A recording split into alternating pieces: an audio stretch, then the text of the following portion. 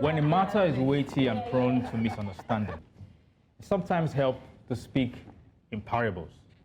Don't you think? I'm going to be speaking about the parable of the dollar. Once upon a time, there was a bustling marketplace where two big traders, Mr. Naira and Mr. Dollar, had been exchanging goods for years. Please stay with me, I'm going somewhere. The value of their goods were typically balanced. Mr. Naira sold many agricultural products to Mr. Dollar, who in turn processed them and sold it back to Mr. Naira. One day, Mr. Naira discovered a precious metal in his backyard that Mr. Dollar really wanted. Mr. Dollar offered to help mine the metal and share the profit with Mr. Naira. He even gave him a price he could not refuse. Mr. Naira took the deal and made more money in 1 year than he did in 10. He became rich, lavishly rich. And soon he forgot about the other products that he was producing and concentrated only on the precious metal. Mr. Naira's children grew a big appetite for Mr. Dollar's products and started buying more and more of them. They couldn't get enough. One day, a storm swept through the marketplace. Every trader in the market was affected. Mr. Dollar went to Mr. Naira and said, "Hey, I will have to reduce the price of the product that I sell to you. that I buy from you."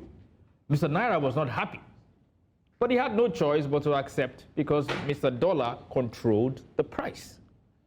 Soon, Mr. Naira's income is reduced, but his children kept buying more and more goods from Mr. Dollar. For each time they buy, they had to exchange more Naira than they used to. All was not well in Mr. Naira's household. Many of his children were fighting each other. One even got angry one day and decided that he was going to block the mine. What happened? This reduced Mr. Naira's income. But the children kept buying more and more of Mr. Dollar's products. Amid this uncertainty, Mr. Dollar gained favor. He was seen as a safer bet than Mr. Naira. Even Mr. Naira's children rushed to trade their local currency for Mr. Dollar's currency, causing a free fall of the local currency called the NGN. The free fall resulted in economic uncertainty, a rise in food prices, despair in the land, which made Mr. Naira very unhealthy, very sick.